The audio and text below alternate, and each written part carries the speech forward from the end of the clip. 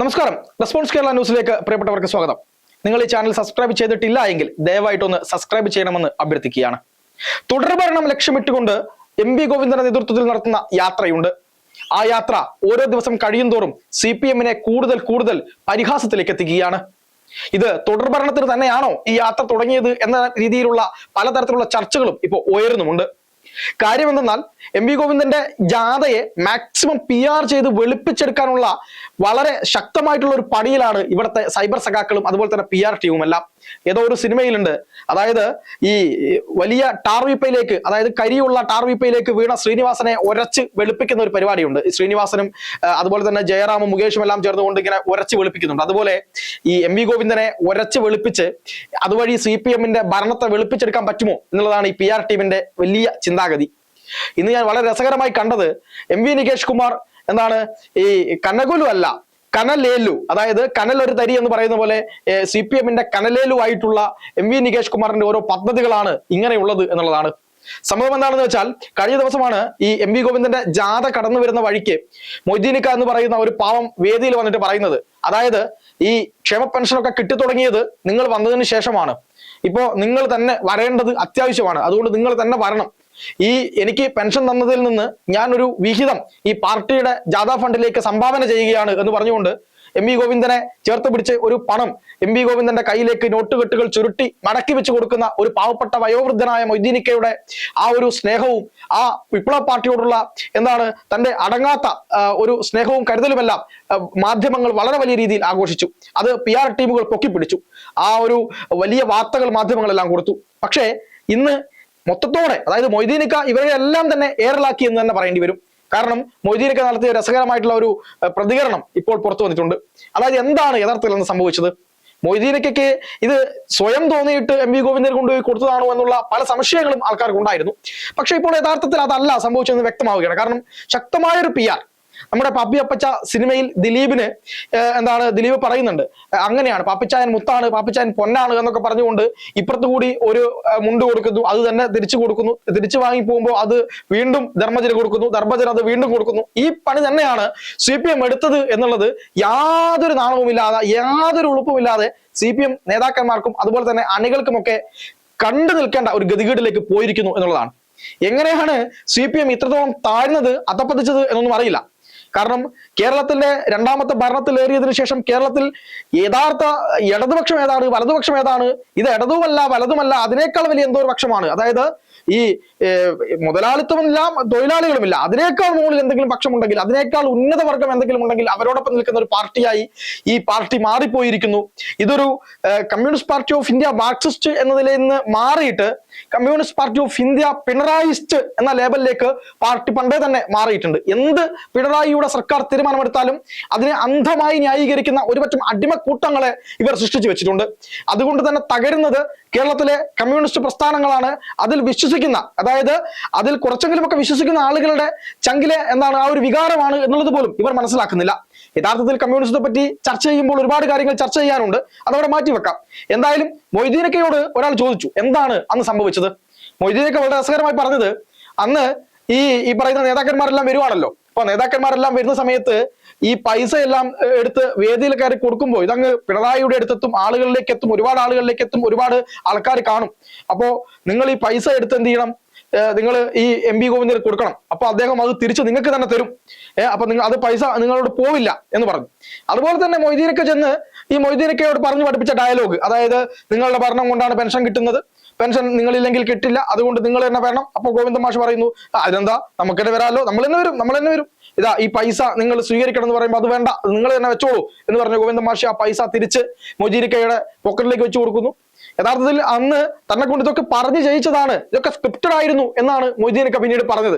അതോടുകൂടി കംപ്ലീറ്റ് എയറിലായി എന്ന് പറഞ്ഞ ഒരു സോഷ്യൽ മീഡിയ വീഡിയോ, അതായത് ഒരു ഫേസ്ബുക്കിൽ ഒരാളുടെ വീഡിയോ ഇന്ന് എല്ലാ മാധ്യമങ്ങൾക്കും എടുത്ത് പറയേണ്ട അവസ്ഥയിലേക്ക് പോയി. ഇത്രയേറെ ഒരു നാണം അല്ലെങ്കിൽ ഇത്രയേറെ ഒരു നാണക്കേട് CPM ഈ അടുത്ത് ഉണ്ടായിട്ടുണ്ടോ CPM-ന് എന്നറിയില്ല. കാരണം ഒരുപാട് കാര്യങ്ങളിൽ CPM ഇങ്ങനെ എല്ലാത്തിനെയും പ്രതിരോധിച്ചുകൊണ്ട് CPM-ന്റെ സൈബർ അണികളൊക്കെ നിൽക്കാറുണ്ട്. ഇപ്പോൾ ശബരിമലയിലെ സ്വർണം കട്ടതായിക്കോട്ടെ, അല്ലെങ്കിൽ ശബരിമലയിലെ കൊള്ള സംഘത്തിന്റെ തലവനായിട്ടുള്ള പത്മകുമാറിനെ പാർട്ടിയിൽ നിന്ന് ഒരു നടപടി പോലും എടുക്കാതെ സംരക്ഷിച്ച് നിർത്തുന്നതായിക്കോട്ടെ, വാസുവിനെതിരെ നടപടി എടുക്കാത്തത്, മുരാരി ബാബുവിനെതിരെ നടപടി എടുക്കാത്തത്, അവിടുത്തെ ദേവസ്വം ദേവസ്വത്തിലെ മറ്റുള്ള ആളുകൾ, ദേവസ്വം മെമ്പർമാരായിട്ടുള്ള മറ്റുള്ള ആളുകളുണ്ട്, അവർക്കെതിരെ നടപടി എടുക്കാത്തത്, പ്രശാന്തിനെതിരെയുള്ള അന്വേഷണം, കടകംപള്ളിക്കെതിരെയുള്ള കാര്യങ്ങൾ, ഇത്തരം കാര്യങ്ങളൊക്കെ നടന്നിട്ടും അതിനുശേഷം അയ്യപ്പ സംഗമം വന്ന സമയത്ത് അയ്യപ്പ സംഗമത്തിൽ ഇത്രയൊക്കെ കാര്യങ്ങൾ നിലനിൽക്കുമ്പോഴും അയ്യപ്പ സംഗമത്തിൽ കോടികളുടെ കൊള്ളയും നടക്കാത്ത ഭജൻസിന്റെ പേരിൽ ലക്ഷക്കണക്കിന് രൂപ ഊറ്റിയെടുക്കുകയും ചെയ്യുന്ന ഒരു ഗവൺമെന്റായി ഈ ഗവൺമെന്റ് മാറിപ്പോയി എന്നുള്ളതൊക്കെ നിൽക്കുമ്പോഴും അതിനെ എല്ലാം തന്നെ ഒരു കാര്യത്തിൽ പ്രതികരിക്കാതെയോ അല്ലെങ്കിൽ അതിനെ ശക്തമായി എതിർത്തുകൊണ്ട് ഇതെല്ലാം മാധ്യമങ്ങളുടെ നുണകളാണ് എന്ന് പച്ചയ്ക്ക് വന്നിരുന്ന് നുണ പറയാവുന്ന രീതിയിലേക്ക് CPM-ന്റെ നേതാക്കന്മാർ മാറുമ്പോഴും ഈ കാര്യത്തിൽ എന്ത് പറഞ്ഞ് ന്യായീകരിക്കുമെന്ന് CPM-ന്റെ നേതാക്കന്മാർക്ക് പറ്റാത്ത, അല്ലെങ്കിൽ എങ്ങനെയാണ് ഇതിനെ ഒന്ന് മറികടക്കുക എന്നത് ആലോചിക്കാൻ പോലും കഴിയാത്ത അവസ്ഥയിലേക്ക് ഈ നാണക്കേട് മാറിയിരിക്കുന്നു എന്നുള്ളതാണ്. അന്ധമായിട്ടുള്ള PR തള്ളുകൾ, അന്ധമായിട്ടുള്ള സൈബർ അണികളുടെ വലിയ വെല്ലുവിളികൾ, ഇതൊക്കെ CPM-നെ എങ്ങോട്ടേക്കാണ് കൊണ്ടുപോകുന്നതെന്ന് CPM-ന്റെ അണികൾ തന്നെ ചിന്തിച്ചാൽ നല്ലതായിരിക്കും. കാരണം ഇവിടെ ഒരുപാട് പ്രശ്നങ്ങളുണ്ട്. കേരളത്തിലെ ആരോഗ്യരംഗം എന്ന് പറയുന്നത് ചത്ത കുതിര പോലെ കിടക്കുകയാണ്. കേരളത്തിലെ ആരോഗ്യരംഗം വളരെ വലിയ എന്തോ സംഭവമാണ്, കേരളത്തിൽ മാത്രമാണ് ഇത്തരത്തിലുള്ള കാര്യങ്ങളുള്ളത് എന്നൊക്കെ പറഞ്ഞുകൊണ്ട് സർക്കാർ ഇങ്ങനെ വലിയ വായിൽ ഇങ്ങനെ പറയുന്നുണ്ട്. പക്ഷേ ഒരു താലൂക്ക് ആശുപത്രിയിൽ പോയി കഴിഞ്ഞാൽ എന്താണ് അവസ്ഥ?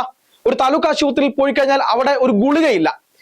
ഈ അടുത്ത് എൻ്റെ ഒരു സുഹൃത്തിന് ഒരു അപകടം പറ്റിയ സമയത്ത് താലൂക്ക് ഹോസ്പിറ്റലിലേക്ക് കൊണ്ടുപോയ സമയത്ത്, അവിടെ അടുത്തുള്ള കോഴിക്കോട് ഒരു താലൂക്ക് ഹോസ്പിറ്റലിലേക്ക് കൊണ്ടുപോയ സമയത്ത് അവിടെ നിന്ന് പറഞ്ഞത്, ഇവിടെ എക്സ്റേ ഇല്ല, എക്സ്റേ ഇല്ലാത്തത് കൊണ്ട് നിങ്ങൾ പുറത്തു പോയി എവിടെയെങ്കിലും എക്സ്റേ എടുത്തുകൊണ്ട് വരൂ. പുറത്തുപോയി എക്സ്റേ എടുത്തുകൊണ്ട് വരൂ എന്ന് പറയുമ്പോൾ രാത്രിയാണ്, രാത്രി സമയത്ത് അവിടെ എക്സ്റേ ലാബുകളൊന്നുമില്ല, തൊട്ടടുത്ത സ്വകാര്യ ആശുപത്രിയിലേക്ക് പോകണം. അങ്ങനെ തൊട്ടടുത്ത സ്വകാര്യ ആശുപത്രിയിൽ പോയി ആ സ്വകാര്യ ആശുപത്രിയിൽ നിന്ന് എക്സ്റേ എടുത്ത് തിരിച്ചിവിടെ കൊണ്ടുവന്നാൽ ഞങ്ങൾ നോക്കാം എന്നാണ് പറയുന്നത്. എന്തൊരു ഗതികേടാണിത്. അതുപോലെ തന്നെ ഈ സർക്കാർ ആശുപത്രിയിലൊക്കെ പോയി നിൽക്കുന്ന ആളുകൾക്കറിയാം എന്തെല്ലാം ഗുളികകളാണ് അവിടെ ഉള്ളത്.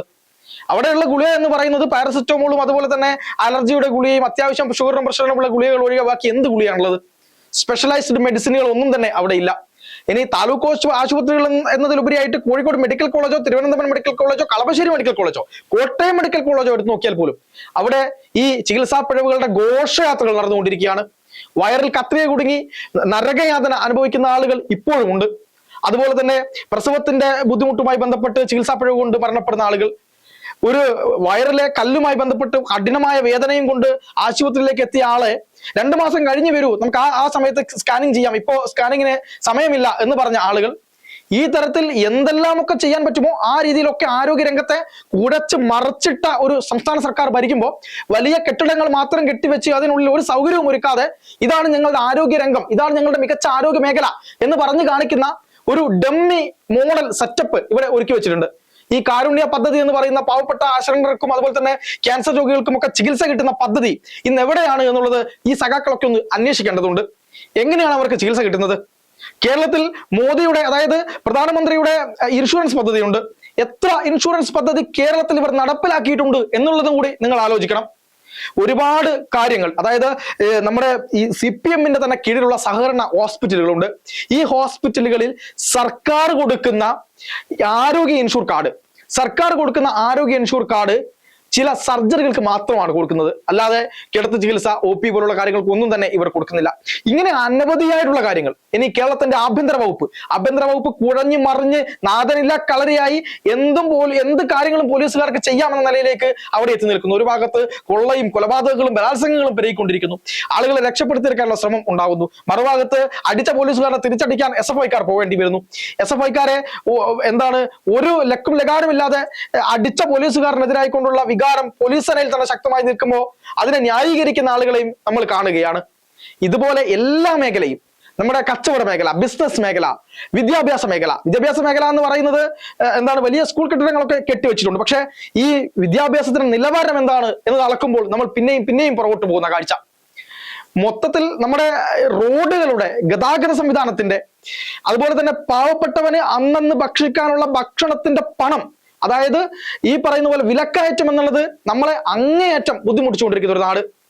ഇങ്ങനെയൊക്കെ ആയിരിക്കുമ്പോഴും നമ്മൾ ഉപയോഗിക്കുന്ന വൈദ്യുതിക്ക് പോലും എങ്ങനെയാണ് വല്ലാത്ത തരത്തിൽ വൈദ്യുതി ബില്ല് അങ്ങേയറ്റം ഉയർത്തിപ്പിടിച്ച് ഞങ്ങൾ ഈ നാട്ടിലുള്ളത് കൊണ്ട് മാത്രമാണ് വൈദ്യുതി ഇവിടെ കിട്ടുന്നത്, ലോഡ് ഷെഡിംഗ് ഇല്ലാത്തത്, പവർ കട്ട് ഇല്ലാത്തത് എന്ന് പറയുന്ന സർക്കാർ.